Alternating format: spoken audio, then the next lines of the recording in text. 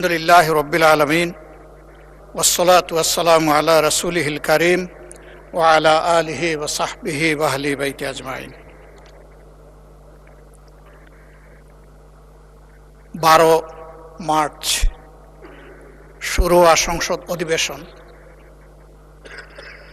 এটি একটি ঐতিহাসিক অধিবেশন। আমি আরেকবার আপনাকে এই অধিবেশনের প্রাণ সত্তা, এই অধিবেশনের চেয়ার এবং স্পিকার হিসাবে অত্যন্ত সফলভাবে দায়িত্ব পালনের জন্য আমি অন্তরের অন্তঃস্থল থেকে অভিনন্দন জানাচ্ছি।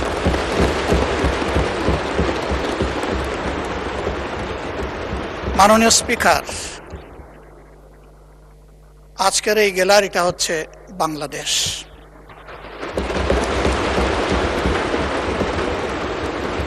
এই গ্যালারির দিকে তাকিয়ে আছে বাংলাদেশ। এই গ্যালারির দিকে শুধু বাংলাদেশে অবস্থানরত বাংলাদেশিরা নয়, সারা বিশ্বে ছড়িয়ে ছিটকে থাকা যত বাংলাদেশি আছে তারা সবাই আজ তাকিয়ে আছে। তারা এটাকে তাদের একটা প্রত্যাশার ঠিকানা হিসাবে দেখতে চায়। দীর্ঘ সময় ধরে চলমান এই অধিবেশন নিশ্চয়ই আমরা সবাই বিপুল প্রত্যাশা নিয়ে এবং দায়িত্ববোধ নিয়ে এখানে আমরা অংশগ্রহণ করেছি। আমি, সরকারি দল, বিরোধী দল এই দীর্ঘ সময় ধৈর্য ধরে আগ্রহ ভরে অধিবেশনকে সফল করার জন্য আমি অভিনন্দন জানাই এবং সেই সাথে অত্যন্ত খোলামেলাভাবে সবাই সবার মত ব্যক্ত করার ন্যূনতম সুযোগ পেয়েছেন, এই জন্য আমি আল্লাহ তাআলার শুকরিয়া আদায় করি। মাননীয় স্পিকার,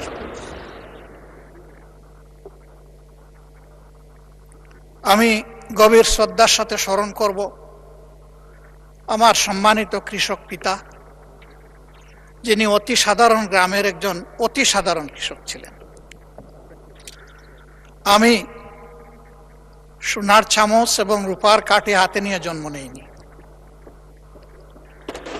আমি এমন একটি জায়গায় জন্মগ্রহণ করেছিলাম যেখানে আমি অভুক্ত মানুষের সংগ্রাম দেখেছি। আমি দেখেছি 2টা মাস আসলে মানুষের মধ্যে দারুণ হাহাকার, একটা চৈত্র মাস আর একটা কার্তিক মাস। তখন বাংলা মাসেরই চর্চা হতো, এখন তো আমরা সবাই ইংলিশ হয়ে গেছি। এবং এই অধিবেশনে হয়ে আসে দেখলাম যে আমরা উর্দুও হয়ে গেছি। অধিবেশনের সুবাদে বিশেষ করে সরকারি দলের বন্ধুদের কাছ থেকে বুঝে না বুঝে উর্দু শুনে কিছুটা হলেও শেখার চেষ্টা করেছি। ধন্যবাদ তাদেরকে। মাননীয় স্পিকার, এই 2টা সময় মানুষ অগ্রিম তাদের শ্রম বিক্রি করে দিত। পেটের ক্ষুধায় ধান কাটার মৌসুমে একজন মানুষ যদি তখন 12 টাকা বেতনে কাজ করত, তাহলে অগ্রিম হিসাবে 5 টাকা বেতনেই পেটের ক্ষুধার কারণে তার শ্রম বিক্রি করে দিত। আলহামদুলিল্লাহ, বাংলাদেশ হাঁটি হাঁটি পা পা করে আজকে সেই অবস্থা থেকে উত্তরণ হয়েছে। তবে এটা ঠিক, আমাদের দেশ পরিচালনার দায়িত্ব যাদের উপর ছিল তারা যদি সততা, দক্ষতা এবং দায়িত্বশীলতার সাথে দেশ পরিচালনা করতেন, তাহলে 54 বৎসর অতীতে ফেলে আসা এই দেশটা আরো বহুদূর এগিয়ে যেত। এই জন্য ক্ষমতায় যখন কেউ থাকেন তখন তিনি অনেকটা ফেরেশতার মতো অভিনয় করেন। অন্যদের শুধু দোষ দেখেন, দুর্নীতি দেখেন, অতীতের সব দুর্নীতি দেখেন। ওই মনে পড়ে গেল একজন মেহমানের কথা। উনি খাইতে বসেছেন, তো উনি হাত দেন না, অনেকক্ষণ বসে আছেন। যিনি আতিথেয়তা করবেন তিনি এসে বললেন যে আপনি যে হাত দিচ্ছেন না, বলে কিসে হাত দিব? কয়েকটা ভাত দিয়ে রেখেছো, সাথে আর কিছু লাগবে না? যে আপনি না একটু আগে এখানে এসে বললেন হেই ধুত। তা আমি এসে জিজ্ঞেস করলাম যে কারে আপনি ধমক দিলেন? কয় না, ওইদিকে একটা পবিত্র ঘরে একটা কুকুর ঢুকতে লাগছিল, এখান থেকে 4000 মাইল দূরে, আমি একটু এখান থেকে তাড়িয়ে দিলাম। বলল বাহ, আপনি 4000 মাইল দূরের কুকুর দেখলেন, কিন্তু ভাতের নিচের আপনি রুশটা দেখতে পারলেন না।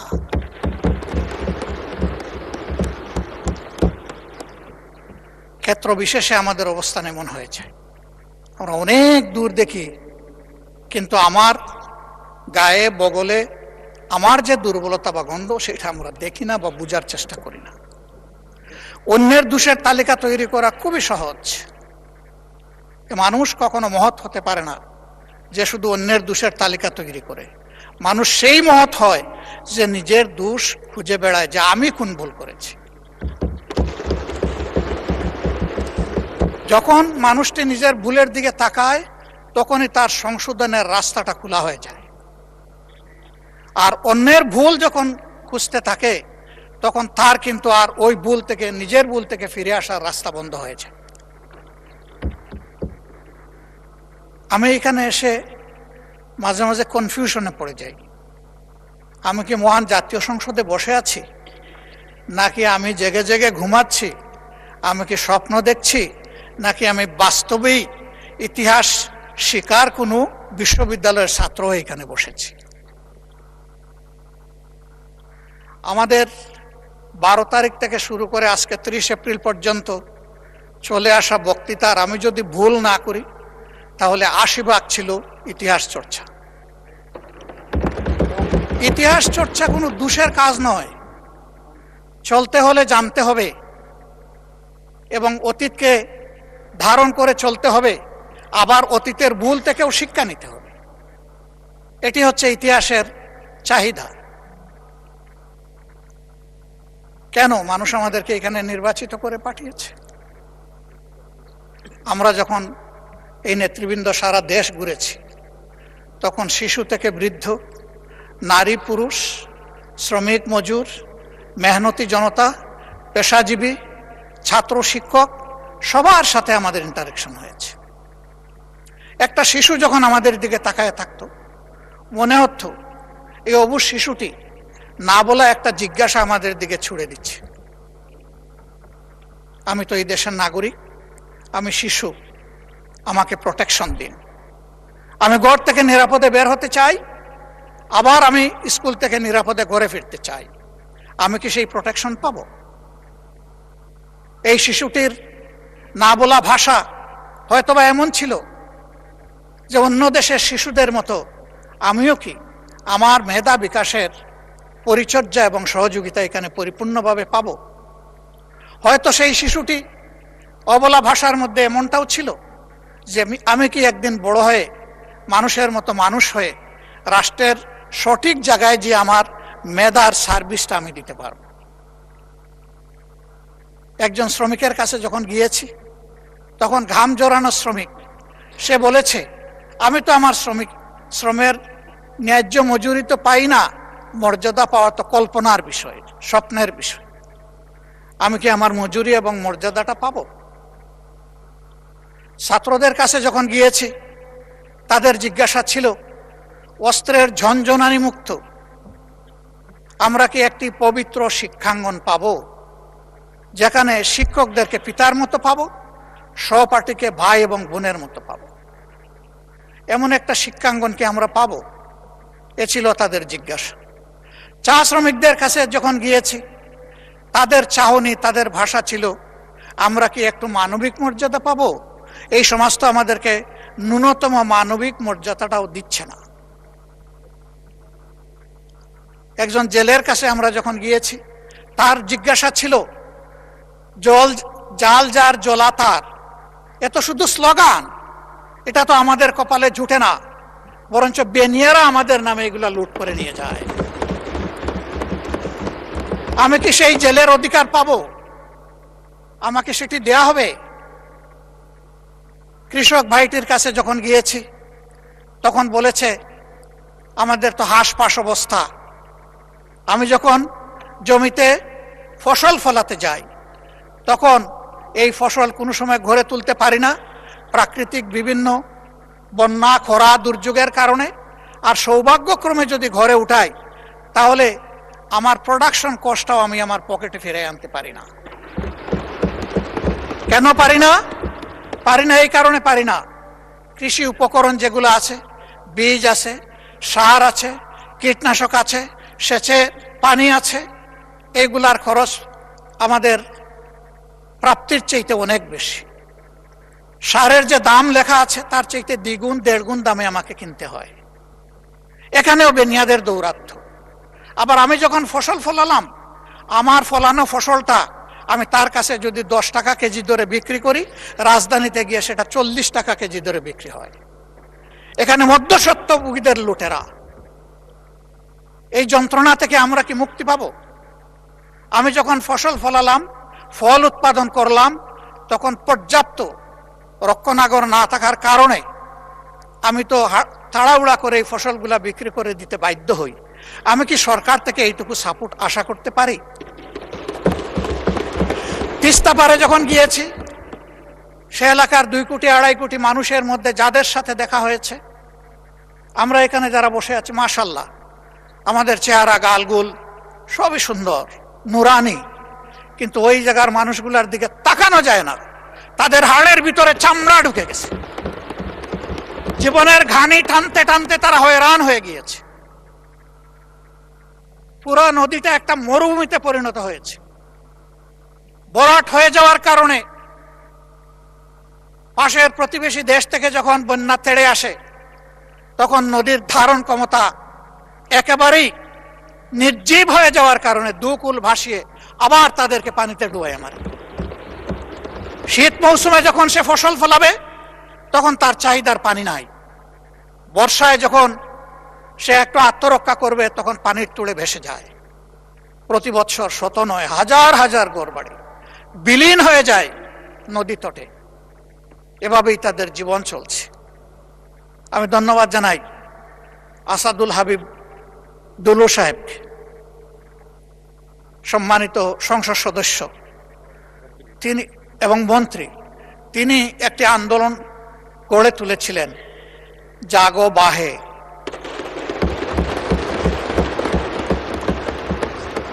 এই জাগা লোকগুলো এখন এই সংসদ, এই প্রধানমন্ত্রী, এই মন্ত্রী পরিষদ, এই সরকার আমাদের সবার দিকে তাকিয়ে আছে।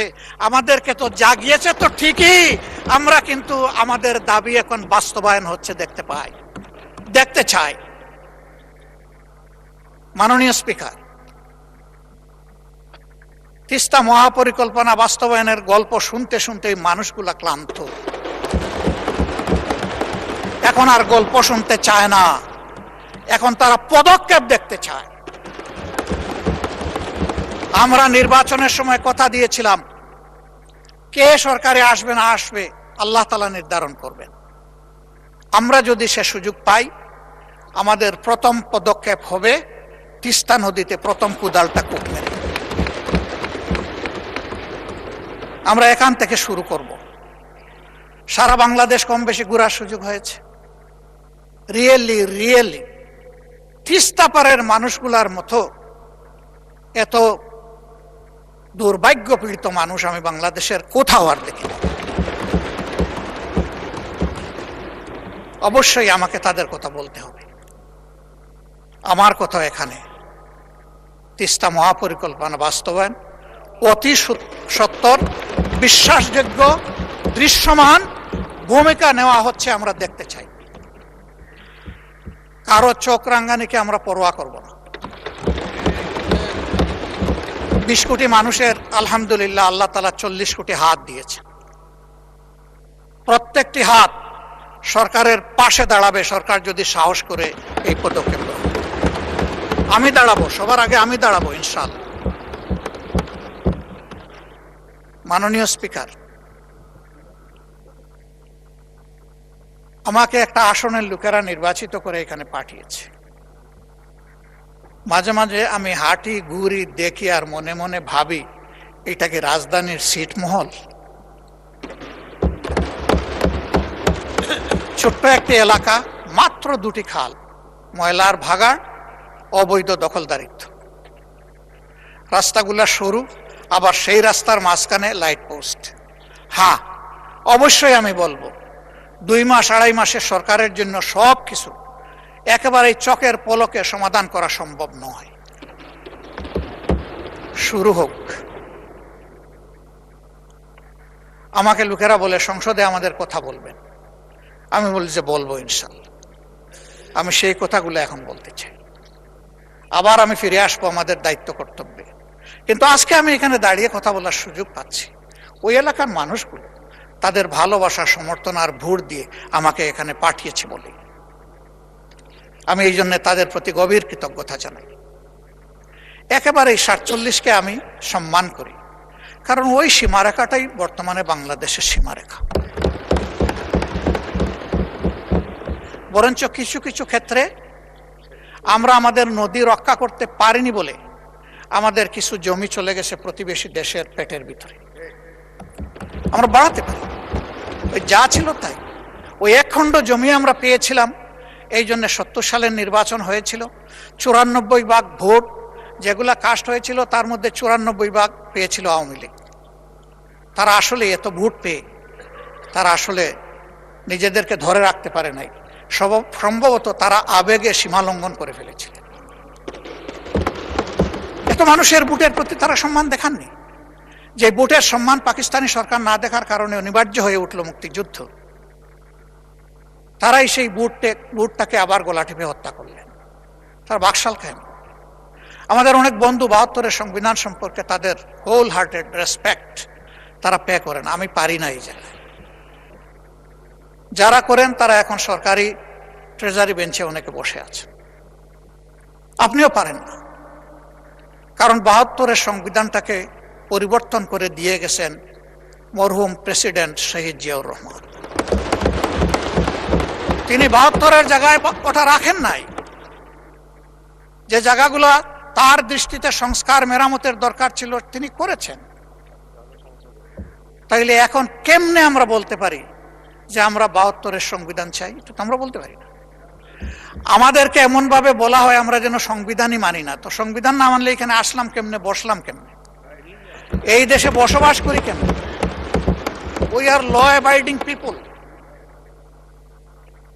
যত সময় পর্যন্ত দেশে বিদ্যমান সংবিধান আছে আমরা তার বিরুদ্ধে আন্দোলন করতে পারি কোনো পরিবর্তনের জন্য, কিন্তু বিদ্রোহ করব না।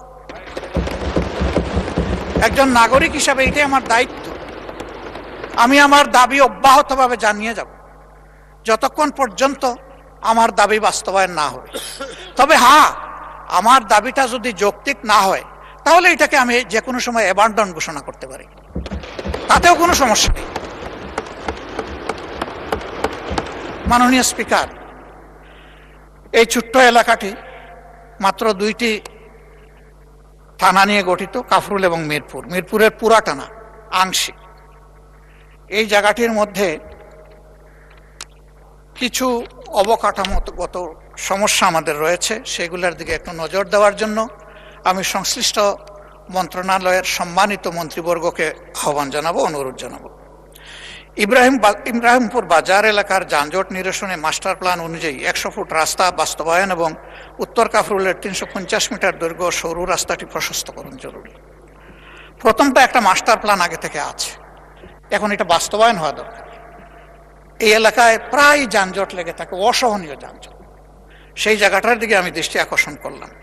4 নম্বর ওয়ার্ডের সরকারবাড়ি মোড় থেকে পলাশনগর এবং 13 নম্বর ওয়ার্ডের বড়বাগ থেকে পূর্ব মণিপুর পর্যন্ত অত্যন্ত জরাজীর্ণ রাস্তাগুলোর দ্রুত সংস্কার। বছরের পর বছর ভাঙ্গা চূড়া পড়ে আছে। এখানকার কন্ট্রাক্টর নাকি পালিয়ে গেছে, তো এখন কন্ট্রাক্টর আবার ফিরে এসে যতক্ষণ পর্যন্ত ওই ফ্যাসিস্টরা ধরা না দিবে ততক্ষণ পর্যন্ত কি মানুষগুলোকে এই যন্ত্রণা ভোগ করতে হবে? মাননীয় স্পিকার, এর তো একটা সমাধান হওয়া দরকার। এই জন্যে আমি মাননীয় স্থানীয় সরকার মন্ত্রণালয়ের সম্মানিত মন্ত্রীকে আমি অনুরোধ করব তিনি সদয় দৃষ্টি দিবেন। ইব্রাহিমপুর এবং উত্তর কাফরুলের রাস্তার মাঝখানে অবস্থিত বিদ্যুতের খুঁটিগুলো জরুরি ভিত্তিতে সরানো দরকার। এর মাঝে বহু অ্যাক্সিডেন্টও হয়েছে এগুলোকে কেন্দ্র করে। এবং রাস্তা এত সরু, তার মাঝখানে আবার ইলেকট্রিক লাইট পোস্ট। এটা একেবারেই সময়ের দাবি হয়ে দাঁড়িয়েছে। মিরপুর 10 থেকে আগারগাঁ পর্যন্ত জলাবদ্ধতা দূর করতে এখানে বগালে খালের অবৈধ দখল উচ্ছেদ এবং গভীরতা বৃদ্ধি করা একান্ত প্রয়োজন। মণিপুর ও শেওড়াপাড়া এলাকার পুরাতন ও সরু সুয়ারেজ পাইপ পরিবর্তন করে বড় মাপের বা ব্যাসের পাইপ সেখানে স্থাপন করা অতি জরুরি। এখন বর্ষা হলে ওই 52 ইঞ্চি বর্ষার কোনো দরকার পড়ে না, বৃষ্টির দরকার পড়ে না। সামান্য বর্ষা হলেই সেখানে ফ্লাড শুরু হয়েছে। এই জন্য বলছিলাম যে এটা ছিটমহল কিনা আল্লাহই ভালো জানে। মাননীয় স্পিকার, বাউনিয়া বাদ এবং একটা শব্দ এখানে আছে, আমি না বলে পারছি না যেহেতু ওই নামেই এটা পরিচিত, বগারমার খাল। সেই খালের উপর নির্মিত নিচু কালভার্টগুলো পানির স্বাভাবিক প্রবাহে বাধা দিচ্ছে। এইগুলো পুনর্নির্মাণ একান্ত প্রয়োজন। কতগুলো এলাকায় পানির জন্য এখন হাহাকার। গ্রামাঞ্চলে সুপেয় পানি পায় না, সেখানে হয়তো আর্সেনিক যুক্ত পানি, কিন্তু পানি পায়। আর এইখানে পানিই পাচ্ছে না। এটা একটা ছোটখাটো কারবালায় পরিণত হয়ে গেছে। আবার বিশেষ করে গত 1 মাস ধরে এই প্রবলেমটা খুব মারাত্মক আকার ধারণ করেছে। কি জন্যে আমি ঠিক জানি না। এই বিষয়ে ওয়াসার এমডির সাথে কথা হয়েছে, সংশ্লিষ্ট তাদের কথা হয়েছে, কিন্তু এখন পর্যন্ত তার কোনো সমাধান হয়নি। আমি লোকদের কাছে যাই, বলে কিচ্ছু দরকার নাই, আমাদেরকে বাঁচার জন্য 1 ফোঁটা পানি দেন। মাননীয় স্পিকার, আমি অত্যন্ত বিনয়ের সাথে অনুরোধ করব যে এই যে এলাকাগুলোয় পানির জন্য লোকেরা হাহাকার করছে, আমি এই নামগুলো অনেক দীর্ঘ, আমি এখানে পড়ে আপনার সময় নষ্ট করছি না, এগুলা সবাই জানে। আমি শুধু অনুরোধ করব যে এই পরিত্যক্ত এলাকাটাকে একটু শনাক্ত করে যেন তার প্রতি সঠিক মনোযোগ দেওয়া হয়। আইন শৃঙ্খলা এবং সামাজিক সুরক্ষার ক্ষেত্রে সব জায়গায় যে প্রবলেম, এখানেও সেই একই প্রবলেম, মদ, মাদকতা, কিশোর গ্যাং। এর সাথে সারা দেশের মতো এখানেই সীমাহীন, বলগাহীন, লাগামহীন চাঁদাবাজি। ফুটপাত দখল করে চাঁদা নিয়ে লোকদেরকে রাস্তার মধ্যে বসাই দেওয়া হয়েছে। এর বাইরেও যারা নিজ নিজ ব্যবসা প্রতিষ্ঠানে ব্যবসা করেন, তাদেরকেও চাঁদা দিয়েই ব্যবসা করতে। 5 আগস্টের পর আমরা কি এমন একটা বাংলাদেশ চেয়েছি? মাননীয় স্পিকার, কে চাঁদাবাজ আমি এটা শুনতে চাই না। চাঁদাবাজ আমি হলেও আমারও হাতে হ্যান্ডকাপ পরানো হোক। চাঁদাবাজ কোনো দলের হতে পারে না, এরা দলের নাম ভাঙানো বর্ণচূড়া। এদেরকে শনাক্ত করে এই সংসদ থেকে আমরা শপথ নেই যে এই চাঁদাবাজদেরকে যে কোনো মূল্যে বাংলাদেশ থেকে নির্মূল করব ইনশাআল্লাহ।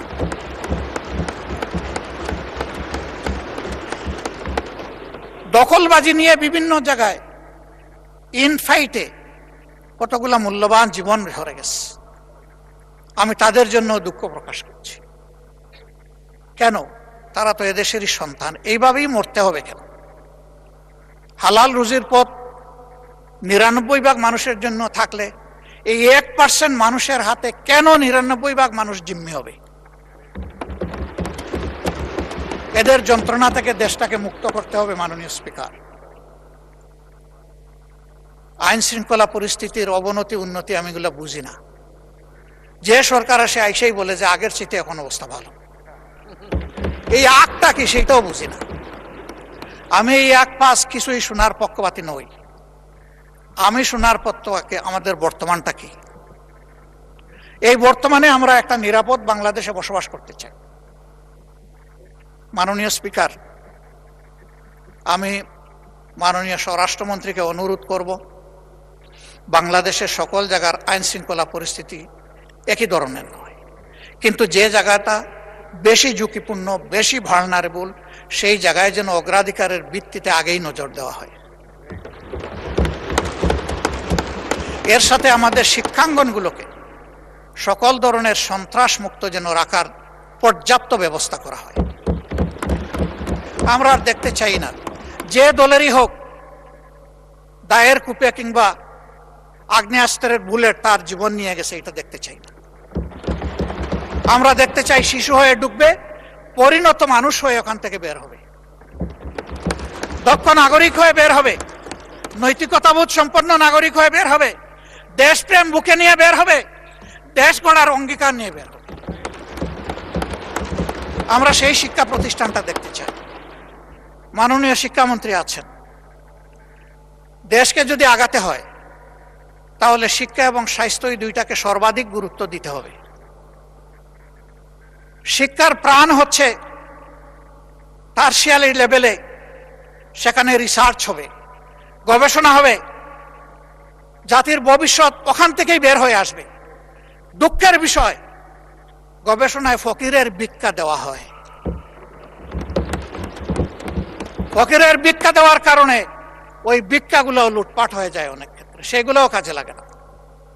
তবে আমি একটা সেক্টরকে বরাবর ধন্যবাদ দেই, আজও ধন্যবাদ দেব। এটি হচ্ছে আমাদের কৃষি বিভাগ, কৃষি বিশ্ববিদ্যালয়।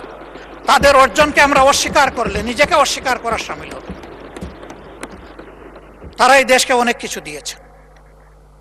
মেধাতে ইন্টারমিডিয়েট পাস করার পরে আমাদের সময় যেটা ছিল, সবচেয়ে বড় মেধাবীরা যেত বুয়েটে, এরপরে যারা মেডিকেলে, তারপরে যারা কৃষিতে, এরপরে যারা পাবলিক ইউনিভার্সিটিতে। অবশ্যই তার ব্যতিক্রমও ছিল, অনেক প্রখর মেধাবীও হয়তো প্রায় পাবলিক ইউনিভার্সিটিকে ফার্স্ট চয়েস হিসেবে গ্রহণ করে নিয়েছে, কিন্তু ইন জেনারেল ট্রেন্ডটা এমন ছিল।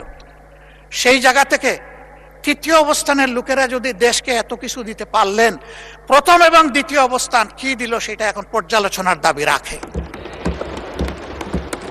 এবং এইখানে রাষ্ট্রের দায়িত্ব কতটুকু, দায় কতটুকু, সেটাও পর্যালোচনা করতে হবে। তাদের হাতে যদি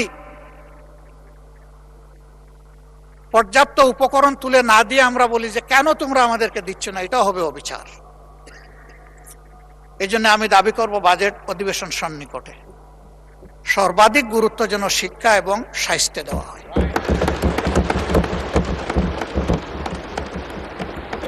যদি একটা সুস্থ সবল জাতি গঠন করতে হয়, অবশ্যই একটি সুস্থ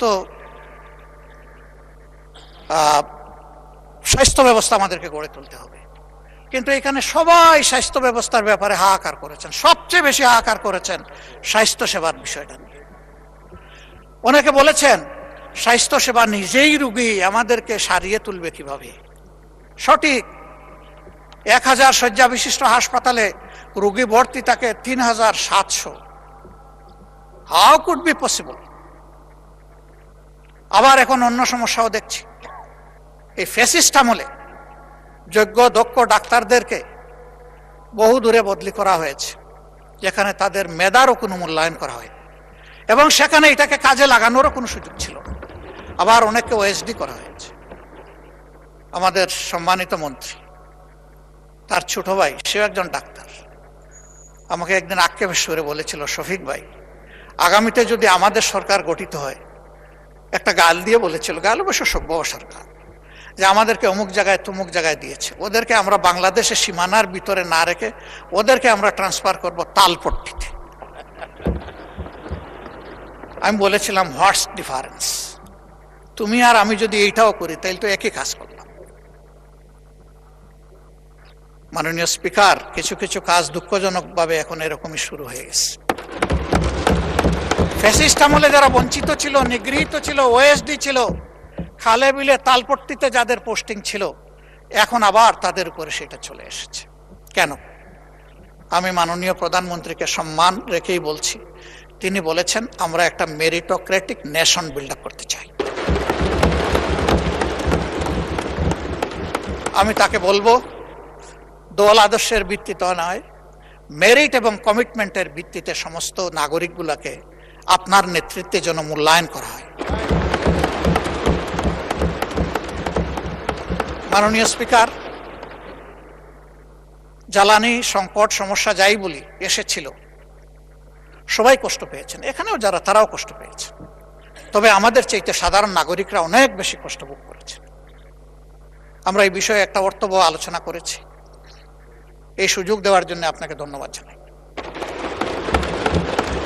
এই আলোচনার পরে যখন কমিটি হলো, সম্মানিত চিফ হুইপ বলেছেন, এই কমিটি হওয়ার পরে আমরা দেখি যে রাস্তার সেই কষ্ট দূর হয়ে গেছে অনেকটাই। কেন মাননীয় স্পিকার? দেশবাসী বিশ্বাস করতে শুরু করেছে যে একই বিষয়কে সরকারি দল এবং বিরোধী দল সিরিয়াসলি নিয়েছে, তারা এটা অ্যাড্রেস করবে, আমাদের সমস্যার সমাধান হবে। এই আস্থার জায়গাটা ফিরে আসার কারণে সমাধানের পথ খুলে গেছে। আমরা দোয়া করি যে এই যুদ্ধ এখনো অব্যাহত রয়েছে, তার পরিসমাপ্তি হোক। এই যুদ্ধ গোটা বিশ্বকে নাড়িয়ে দিয়েছে। আমরা আগেই বলেছি এই সংকট এই সরকারের তৈরি নয়, এটা global issue, global problem, crisis. আমরা এই জায়গায় দেখতে পাচ্ছি যে আমাদের পররাষ্ট্রনীতিতে আমরা অতীতের যে নিয়ম ছিল, শহীদ প্রেসিডেন্ট জিয়াউর রহমান কারো মুখের দিকে তাকাইয়া তার পররাষ্ট্রনীতি পরিচালনা করেন না, তিনি দেশবাসীর মুখের দিকে তাকিয়ে করেছিলেন। এখন এই জায়গা থেকে আমরা কেন সেই আওয়াজটা একইভাবে দিতে পারলাম না? আমাদের একটি বন্ধু রাষ্ট্র কেন আক্ষেপ করে বলে যে আমাদের চরম কষ্টের সময়ে আমরা বাংলাদেশকে পাশে পেলাম না? কেন এই কথা বল? Will be in a justified runner, আমাদের রেস হবে জাস্টিফিকেশনের উপর। যেই মজলুম হবে সে আমার প্রতিবেশী কিংবা দূরবর্তী যেই হোক, তার প্রতি আমাদের সমর্থন থাকবে। আর যেই জুলুম করবে তার জুলুমেরও আমরা প্রতিবাদ করব আমাদের ভাষায়, আমরা যে ভাষাটা বুঝি, কারো শেখানো দেওয়া ভাষায় না। নির্বাচনী ইশতেহারে আমরা যেমন বলেছি, বিএনপিও তেমন বলেছে যে আমাদের পররাষ্ট্রনীতি হবে স্বাধীন পররাষ্ট্র, সবার আগে বাংলাদেশ। আমরা সেই জায়গাটা দেখতে চাই। আমরা কাউকে বরাবর বলে এসেছি আমাদের সীমাহীন বন্ধুর প্রয়োজন আছে, কিন্তু একজন প্রভুর দরকার নাই আমাদের। আমরা সেই জায়গাটাই দেখতে চাই। মর্যাদার সাথে মাথা উঁচু করে সমতা, ন্যায্যতা এবং মিউচুয়াল রেসপেক্টের ভিত্তিতে পরিচালিত হবে আমাদের পররাষ্ট্রনীতি। এই জায়গাটা নিশ্চিত করুক সরকার, আমরা এটাই সরকারের কাছে প্রত্যাশা করি। আমাদেরকে বলা হয় মাঝে মাঝে, আমাদের ট্রেজারি বেঞ্চের বন্ধুরা বলেন যে এমন কোনো কাজ আপনারা করবেন না যে কারণে আবার পতিত ফ্যাসিস্টরা ফিরে আসে। আমরা তো এটা চাই না, কিন্তু নির্বাচনের আগে আমরা দেখলাম কিছু কিছু সিনিয়র নেতা পর্যন্ত তাদেরকে আশ্বস্ত করে নিশ্চয়তা দিয়ে বলছেন আপনাদের সকল মামলা উঠাইয়া দেব,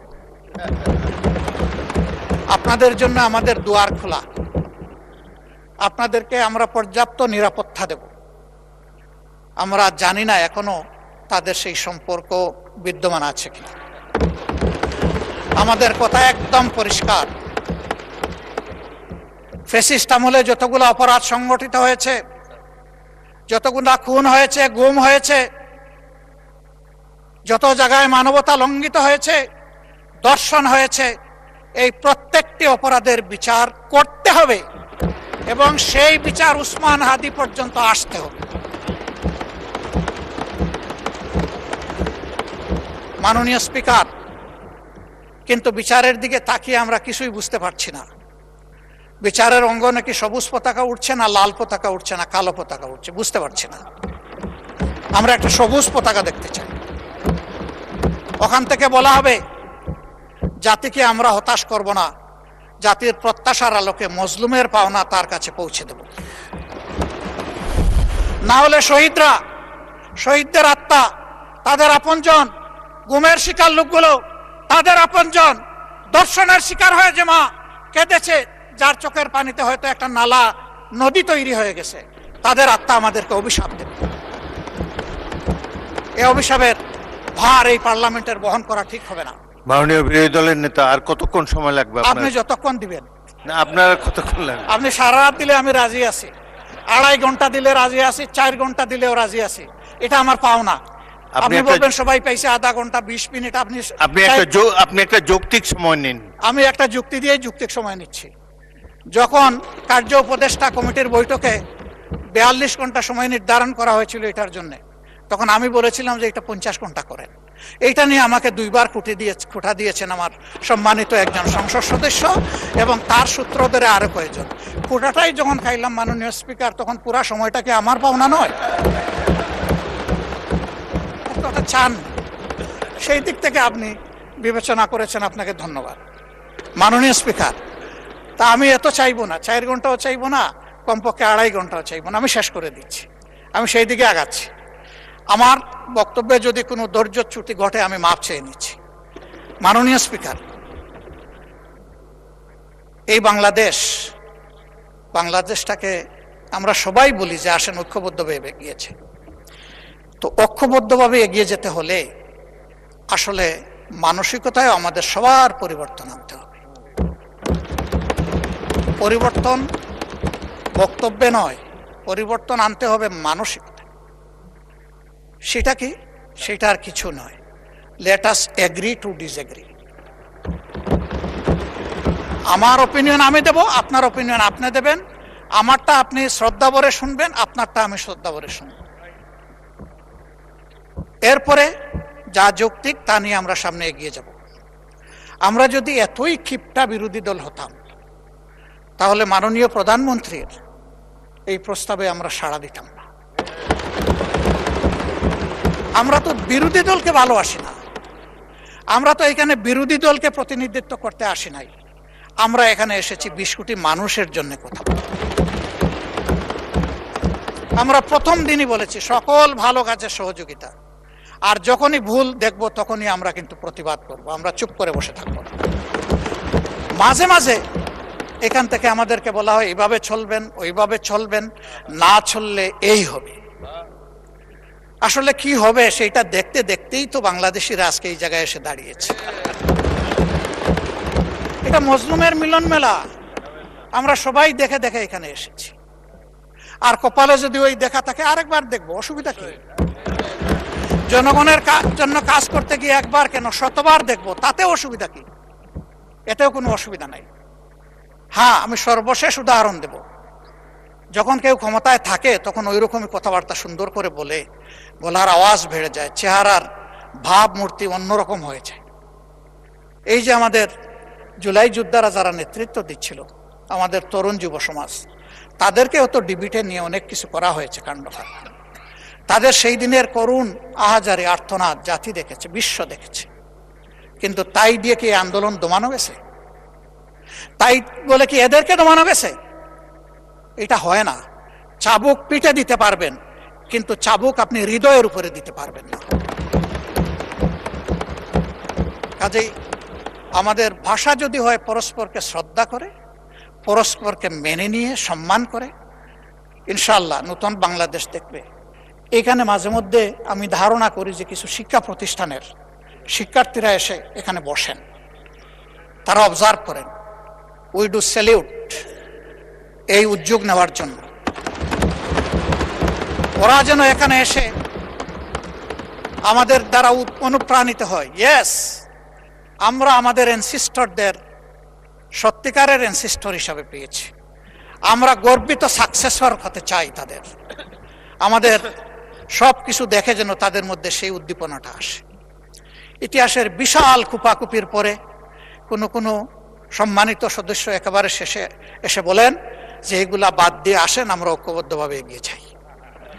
তা আগে দাগ উড়ালগুলা ফেলে দেন, ওই কুপাকুপিগুলো আমরা বাদ দেই, সেটা আমিই দেই আর ওখান থেকেই দেওয়া হোক। ওগুলা ফেলে দিয়ে যখন ঐক্যের ডাক দেওয়া হবে, সেই ডাকটা তখন হবে কার্যকর ডাক। মাননীয় স্পিকার, আমি বুঝতে পারছি আমার সময় সংকেত বেজে উঠেছে, আমি আর বেশি সময় নেব না। আমি 1 মিনিট কথা বলে বিদায় নিচ্ছি। কি ভাই এটা? জি জি, না সেটা তো ভিন্ন ব্যাপার, আমার বক্তব্য আমি শেষ করছি। আমি শুধু এতটুকু বলবো যে ভাই, অতীতকে স্মরণ রাখা ভালো, ইতিহাস শিক্ষা ভালো, কিন্তু ইতিহাসকে নিয়ে পড়ে থাকলে আমরা নিজেরা ইতিহাস তৈরি করতে পারবো না। ইতিহাসকে ইতিহাসের জায়গায় রেখে আসুন আমরা এগিয়ে যাই। আমার কথায় কেউ যদি কষ্ট পেয়ে থাকেন ক্ষমা চাই। ভালো যদি কিছু বলে থাকি, আল্লাহ আগে আমাকে আমল করার তৌফিক দেন এবং আমাদের সবাইকে এটা মানার তৌফিক দেন। আমি একটা কৈফিয়ত না দিয়ে পারছি না। মাননীয় প্রধানমন্ত্রীর পরিবারকে জড়িয়ে যারা অশ্লীল আচরণ করেছে, উনি এখনো বিচার চান নাই, আমি তার পক্ষে তাদের বিচার চাই।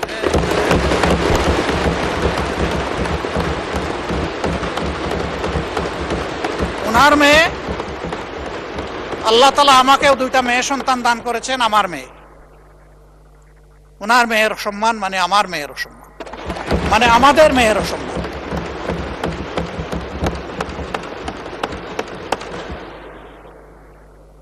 এই ইতর প্রাণীগুলা কারা, তাদেরকে নির্মোহভাবে খুঁজে বের করা হোক। প্রিকনসেপ্ট কোন আইডিয়া থেকে নয়, ব্লেম গেমের জায়গা থেকে নয়, ভেরি ট্রান্সপারেন্টলি এটা বের করে আনা হোক। আমার নিজের দুঃখের কথা নাই বললাম, একটা মানুষ বয়স হওয়া পর্যন্ত সব সময় গায়ে কাপড় রাখার চেষ্টা করেছি। মা বাপ যেটুকু পেরেছেন, আমি এখন যেটুকু পারি সামর্থ্যের আলোকে। কিন্তু আমার যে কতবার কাপড় চোপড় খুলে ফেলে, নিজেরটা আমি কারে বলব?